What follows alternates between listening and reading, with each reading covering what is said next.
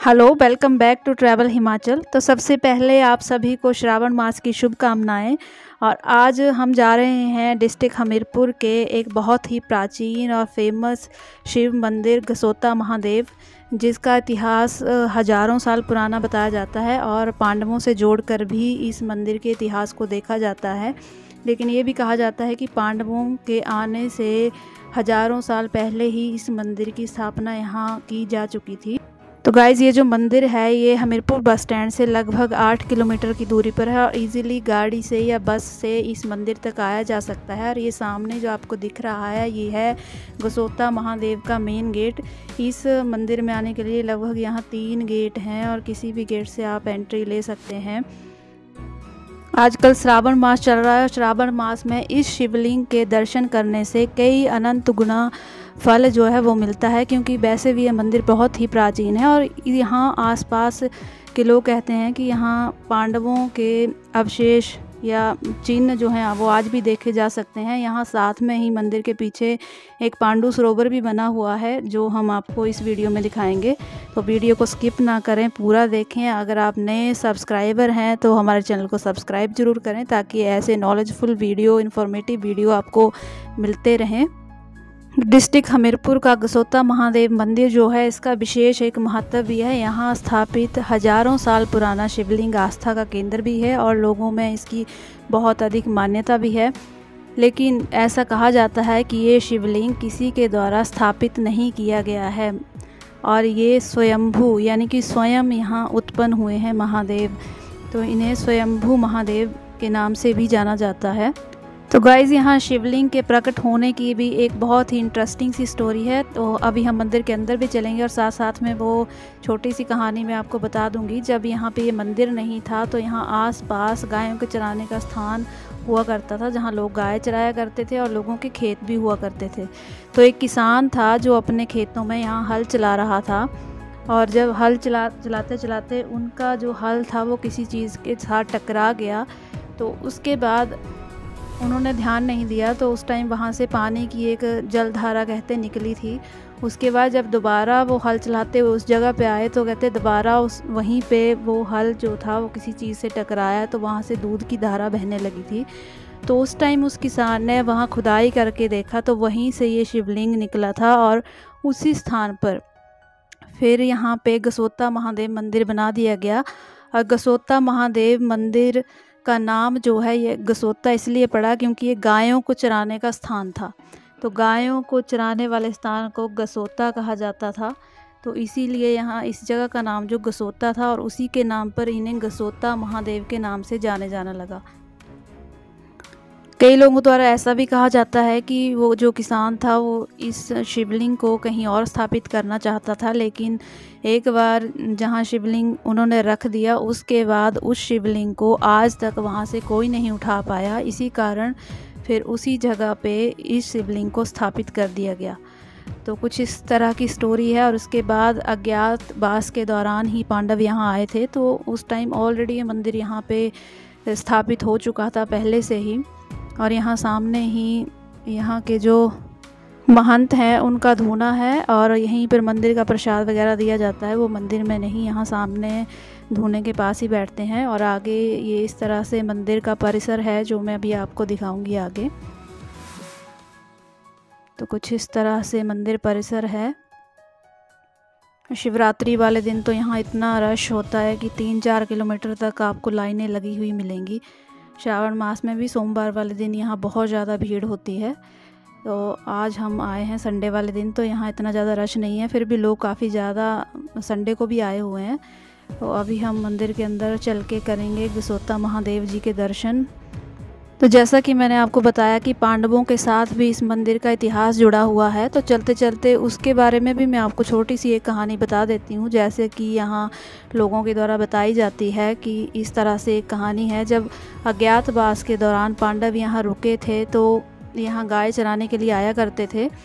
तो गाय चराते समय एक टाइम ऐसा हुआ कि यहाँ भयंकर सूखा पड़ गया और गाय जो थी वो तड़फने लगी थी प्यास से। तो जो भीम थे उन्होंने अपनी गदा से यहाँ एक सरोवर बनाया था। गदा मतलब जो गदा थी उनकी उससे बाहर करके एक गड्ढा जैसा कर दिया था और उसे भीम ने बनाया था। तो उसे पांडु सरोवर के नाम से आज भी जाना जाता है, जो इस मंदिर के पीछे वाले हिस्से में आज भी देखा जा सकता है। तो अभी इस मंदिर में दर्शन करने के बाद हम उसी प्लेस पे जाने वाले हैं। तो ये अंदर से मंदिर का परिसर है जो काफ़ी बड़ा है और काफ़ी ज़्यादा भीड़ जब होती है तो काफ़ी ये सारा परिसर जो है वो भर जाता है। ये भरने के बाद भी बाहर यहाँ 2-3 किलोमीटर में लंबी लंबी लाइनें लगी होती हैं महादेव के दर्शन के लिए। तो अभी हम चलेंगे मंदिर के अंदर और शिवलिंग देख के वहाँ एक प्रमाण भी दिया जाता है कि ये सच में ही खेतों से निकला हुआ शिवलिंग है। शिवलिंग के ऊपर ऐसा कहा जाता है कि जब किसान द्वारा खेत को जोता जा रहा था तो शिवलिंग के ऊपर बैल का एक पैर पड़ गया था, जिसका निशान आज भी इस शिवलिंग पर देखा जा सकता है। तो अभी मैं आपको दिखाऊंगी कि किस तरह का वो निशान है। अभी हम अंदर चलेंगे तो कुछ इस तरह का इस मंदिर का गर्भगृह है।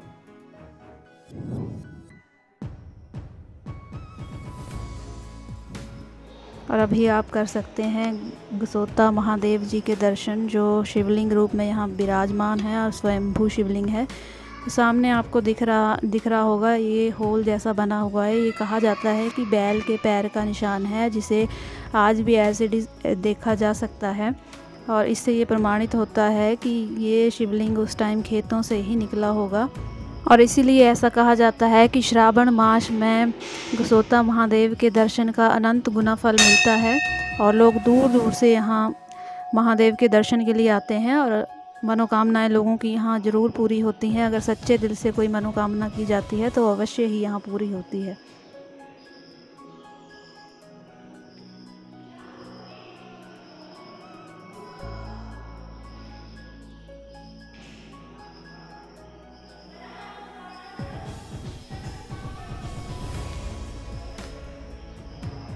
तो गाइज़ इस मंदिर के पीछे एक बहुत बड़ी गौशाला भी बनाई गई है और लोगों यहाँ के आसपास के लोग जिसमें काफ़ी ज़्यादा सहयोग भी करते हैं गायों को चारा वगैरह उपलब्ध करवाने में, और भी काफ़ी ज़्यादा हेल्प जो लोगों द्वारा गौशाला में की जाती है। और इसके साथ ही मंदिर के पीछे एक समाधि स्थल भी है जो भी मैं आपको दिखाऊंगी और वो देख के भी बहुत अच्छा लगता है। वहाँ भी बहुत सारे शिवलिंग जो हैं वो स्थापित किए गए हैं। तो अभी एक परिक्रमा हम मंदिर की कर लेते हैं, उसके बाद हम मंदिर के पीछे वाले हिस्से में चलेंगे। तो मंदिर के साथ में ही यहाँ छोटे छोटे मंदिर और भी बनाए गए हैं, जैसे हनुमान जी का मंदिर है, लक्ष्मी माता का मंदिर है, दुर्गा माता का मंदिर है। इस तरह से छोटे छोटे मंदिर भी यहाँ बनाए गए हैं। तो इसके पश्चात ही हम जाएंगे बाहर। ये जो मंदिर है ये अभी स्टेट गवर्नमेंट के अंदर नहीं है। यहाँ की जो लोकल पंचायत है उस पंचायत द्वारा ही इस मंदिर की देखरेख की जाती है। साफ़ सफाई जो भी काम है सब यहाँ की पंचायत द्वारा ही इस मंदिर में करवाए जाते हैं। और इस मंदिर के सामने ये है यहाँ के महंत जी का धूना है और महादेव मंदिर का प्रसाद आपको इसी यहाँ सामने ही मिलता है, अंदर प्रसाद नहीं मिलता है। तो ये है अंदर से धूना और यहाँ ये है इस साइड को मंदिर का परिसर जो काफ़ी बड़ा है।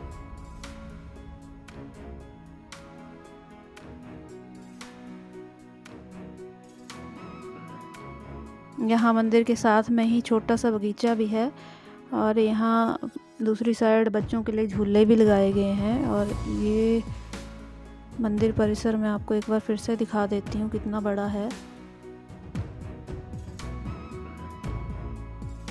इस तरह से ये पूरा मंदिर है।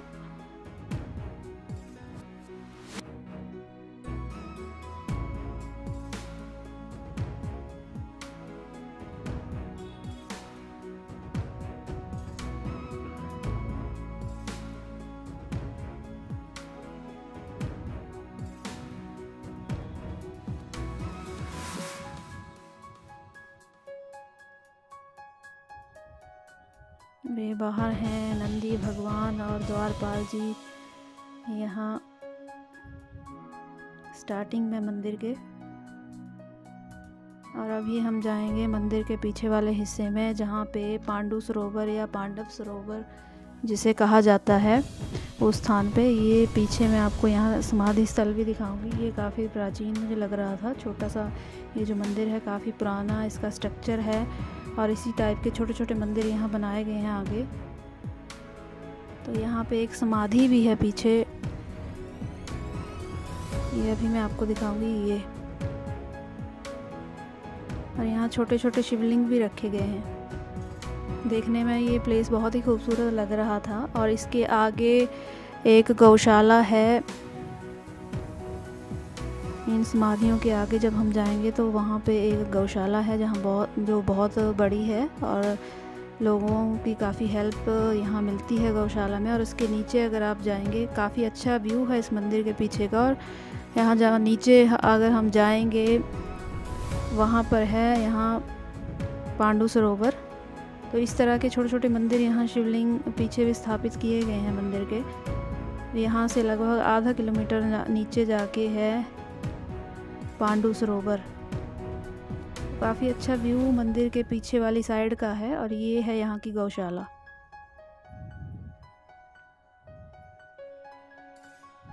यहाँ से हमने नीचे जाना है लगभग आधा किलोमीटर।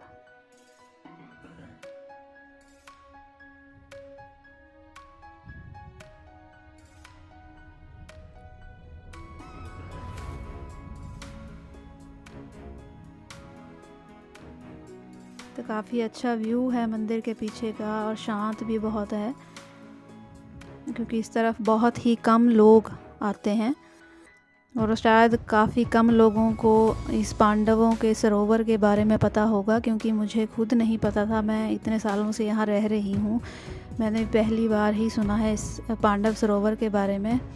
तो अभी हम आपको उसी पांडव सरोवर के पास लेके जा रहे हैं।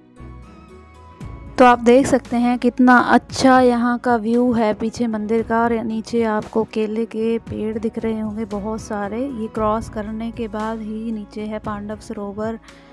तो यहाँ का जो व्यू है वो बहुत ही ब्यूटीफुल है और शांत है। आसपास कोई भी आपको यहाँ दिखेगा नहीं, इतना शांत इस साइड का माहौल है। मतलब जितना रश मंदिर में होता है इस साइड उसका आधा भी नहीं, आधा क्या 0% मैं कह सकती हूँ, उसका 0 यहाँ 0% है इस साइड। तो आपको ये जो केले के पेड़ आपको नीचे लाइन में दिख रहे हैं बस इसकी दूसरी साइड ही है पांडव सरोवर। और ये बहुत ही ब्यूटीफुल व्यू है अगर आप ध्यान से देखेंगे इसको तो।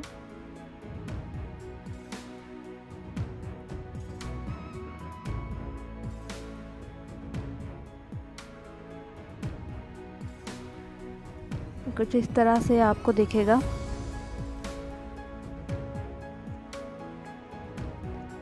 पांडव सरोवर के साथ ही यहाँ एक बॉडी भी बनी हुई है जो काफ़ी पुरानी लग रही है देखने से कि काफ़ी प्राचीन समय में ये भी बनी होगी, वो भी हम देखेंगे।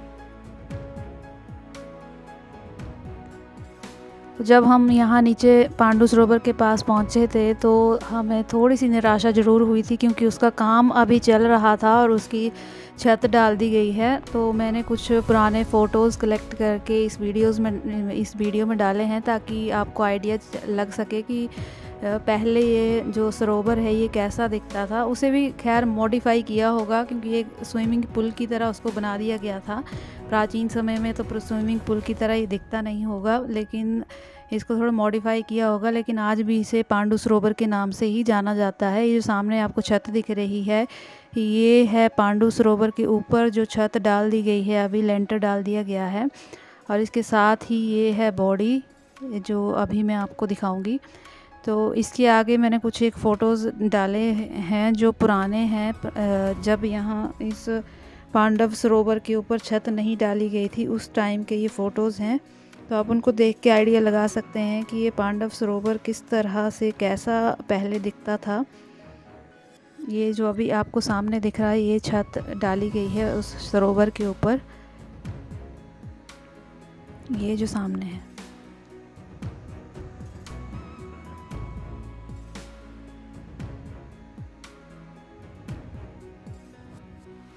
तो ये कुछ इस तरह का एक स्विमिंग पूल था मतलब इसको मॉडिफाई किया गया था। पहले तो ये सरोवर ही हुआ करता था, उसके बाद मॉडिफाई इसको ऐसे कर दिया गया था और अभी इसके ऊपर छत डाल दी गई है। तो इस तरह से ये पहले दिखा करता था। और यहाँ दूसरी साइड से वो बॉडी आपको सामने दिख रही है जो अभी मैंने आपको दिखाई है। और ये जो हिस्सा आप देख रहे हैं, ये मंदिर के पीछे हवन कुंड यहाँ पे बनाया गया है नया अभी। और यहाँ से मंदिर के पीछे का व्यू कुछ इस तरह से है जो बहुत ही ब्यूटीफुल है। तो अगर आप यहीं आसपास कहीं रहते हैं और आपने ये मंदिर नहीं देखा है तो आप ज़रूर जाएं और महादेव के दर्शन करके आएँ श्रावण मास में, जिससे आपको कई गुना फल जो है वो अवश्य मिलेगा। वैसे तो फल तो आपको इस वीडियो में महादेव के दर्शन करके भी मिल गया होगा, लेकिन अगर आप घूमना चाहते हैं, मंदिर को देखना चाहते हैं तो आप ज़रूर इस मंदिर में जाएं और महादेव जी के दर्शन करें। तो कुछ इस तरह का सफ़र था। और चलते चलते अभी एक बार फिर से हम कर लेते हैं गसोता महादेव जी के दर्शन।